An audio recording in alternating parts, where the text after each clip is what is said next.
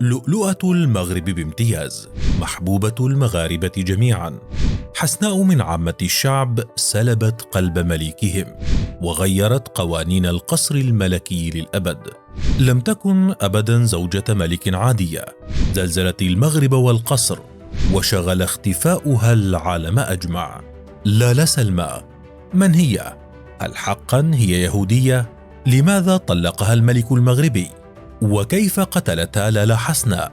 أو من الذي قتلها وأخفاها بالضبط؟ تابعونا في هذا الوثائقي عن هذه الأميرة التي لا يمكن أن يمر اسمها مرور الكرام. اختفاء مريب. سنبدأ اليوم من النهاية وسنسرد القصة من نهايتها عن هذه الأميرة التي شغلت العالم لسنوات وسحرت الجميع بجمالها وإطلالتها الساحرة. ورغم أنها كانت تتواجد دائما مع زوجها وتمثل بلادها بشكل غير مسبوق لأميرة مغربية من قبل، إلا أنها فجأة ومن دون سابق إنذار اختفت عن الساحة تماما في أواخر عام 2017 وبداية عام 2018، لتضج مواقع التواصل الاجتماعي المغربية بتساؤلات من المغاربة عن مصير أميرتهم المحبوبة، حيث تساءل تقرير فرنسي عن مصير زوجة الملك المغربي وحاول تتبع أثرها. كذلك نشرت مجلة إيليه الفرنسية تقريرا حاولت فيه فك لغز غياب الأميرة المحبوبة التي وصفتها بأنها كانت حاضرة في كل مكان تقريبا، لكنها حتى لم ترافق زوجها الملك في فبراير عام 2018 حين خضع لعملية جراحية في عيادة أمبرواز باريه في نويلي سورسين، حين ظهر الملك طريح الفراش في المشفى يحيط به أبناؤه وإخوته. لكن زوجته التي تظهر عادة كأقرب الناس إليه كانت غائبة عن تلك الصورة التي نشرها آنذاك النظام الملكي على موقعه الرسمي، لتبدأ الشائعات بالظهور حول سبب اختفاء لالا سلمى. فمنهم من قال إنها ذهبت إلى المنفى في الولايات المتحدة، بينما تحدث آخرون عن أنها كانت في جزيرة كيا اليونانية.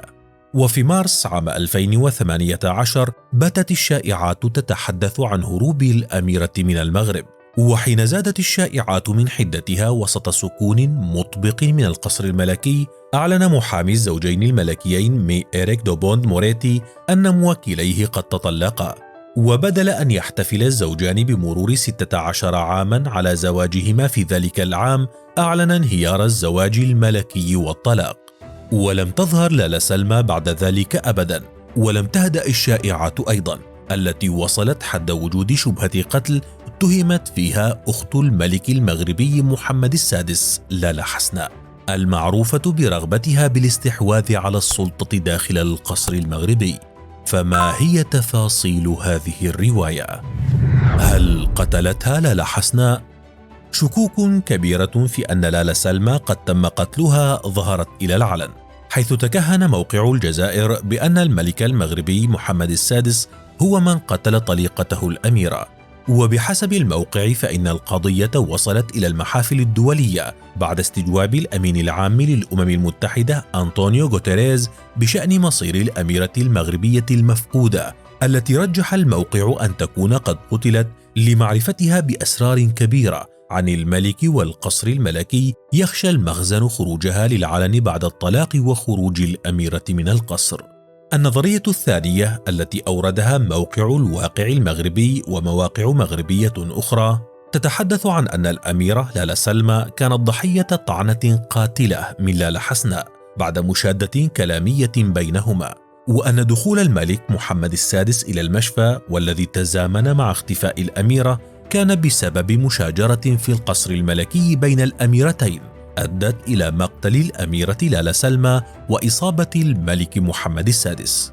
كل ذلك أورده موقع الواقع المغربي، معللا كلامه بأن لالا حسناء كانت تكن العداء للالا سلمى، وأنها معروفة بطموحها الكبير في السيطرة على حكم البلاد والاستفراد بشؤون القصر، وأن تكون واجهته الأنثوية، تلك المكانة التي نافستها عليها الأميرة لالا سلمى بجدارة، حيث انتزعت بذكائها وجمالها وأناقتها وحسن تصرفها الأضواء من الجميع. وكانت من بينهن وأبرزهن لالا حسناء، ما أشعل الغيرة في قلبها تجاه زوجة أخيها، والتي انتهت بإنهائها لحياتها ودفنها داخل القصر الملكي.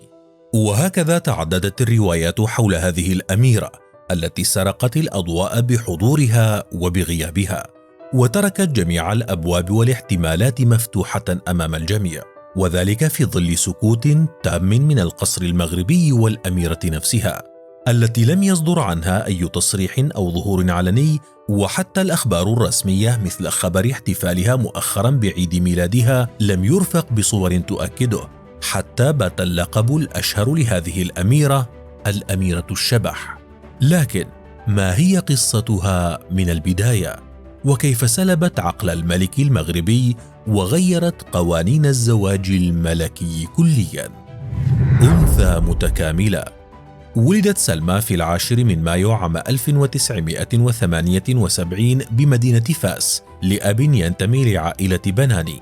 كان والدها أستاذا في المدرسة العليا العادية، أما أمها فهي من عائلة بن سودا التي يقال إنها يهودية الديانة أصلا. وقد أثيرت جدالات كبيرة حول أصلها اليهودي من جهة أمها، لكن أحدا لم يؤكد هذه الأصول أو ينفيها، بينما يقول كثيرون إن عائلة الأم فعلا من أصول يهودية.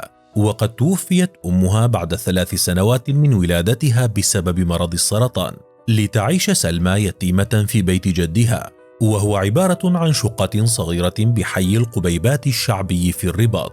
عاشت حياة متواضعة، فكانت تستقل يوميا حافلة المدينة لتذهب لمدرستها. ومع ذلك استطاعت هذه الفتاة الذكية التفوق في دراستها، وتخرجت من كلية الهندسة مع تقييم من الدرجة الأولى، لتحصل بعد ذلك على منصب مهم وراتب بلغ 14,000 درهم شهريا في شركة أونا العملاقة، والتي تملك العائلة الملكية 14% من أسهمها. أسرت الملك المغربي بنظرة. عام 1999 كانت ضمن الخريجين الذين استقبلهم محمد السادس، وكان حينها وليا للعهد، فرآها للمرة الأولى ودخلت قلبه بلا استئذان، فاختارها زوجة له متخطيا عادات القصر المغربي، والذي كانت سلمى أول أميرة تدخله من عامة الشعب، لتصبح اعتبارا من يوم الجمعة 22 من مارس عام 2002 صاحبة السمو الملكي الأميرة لالا سلمى. وكانت أول زوجة ملك تحصل على هذا اللقب، الذي كان حكرا فقط على شقيقات الملك وعماته، كما كانت أول شابة من عامة الشعب تتزوج بملك المغرب، وأول أميرة تتصدر كوجه أنثوي للبلاد، بعد أن كانت زوجات ملوك المغرب لا علاقة لهن بالحياة السياسية، ولا يظهرن علنيا أمام الضيوف من الرؤساء أو الملوك. زفاف أسطوري. شائعات كثيرة بدأ الشعب يتداولها منذ إعلان ارتباط ولي العهد آنذاك، والذي أكد خطوبته من سلمى بعد وفاة والده الملك الحسن الثاني، ليبدأ المغاربة بنسج توقعات وصور في خيالهم عن أميرتهم القادمة سلمى، والتي بات الجميع يتكهن حول شخصيتها وهويتها، حتى جاء الخبر اليقين على لسان الملك محمد السادس في حوار له مع الصحفية الفرنسية آن سينكلار. قال لها فيما يخص خطيبتي سلمى بناني، التقينا منذ أكثر من 2 سنين. إنها مهندسة في الإعلاميات، وليست ابنة مصرفي كما قيل، وإنما هي ابنة رجل تعليم يقطن بفاس. بعد اللقاء بعام تم عقد القران في القصر الملكي بالرباط، وشهد عام 2002 طقوس الزفاف الأسطوري على مرأى الشعب المغربي والعالم بأسره. نعم، لقد كان زفاف الملك محمد السادس والأميرة سلمى حدثا مميزا للغاية، ليس فقط للمغرب وإنما للعالم أجمع، إذ حضره رؤساء أو منتدبون عن دول كبرى، حيث انتدبت أمريكا الرئيس الأسبق بيل كلينتون لتمثيلها، وأغلب رؤساء وملوك العالم حضروا إلى المغرب وقضوا فيه 3 أيام ليواكبوا طقوس الزفاف. وفي 8 من مايو عام 2003 توج الزواج والحب بولادة ولي العهد مولاي الحسن، ثم في يوم الأربعاء في 28 من فبراير عام 2007 ولدت الأميرة لالا خديجة. أميرة استثنائية.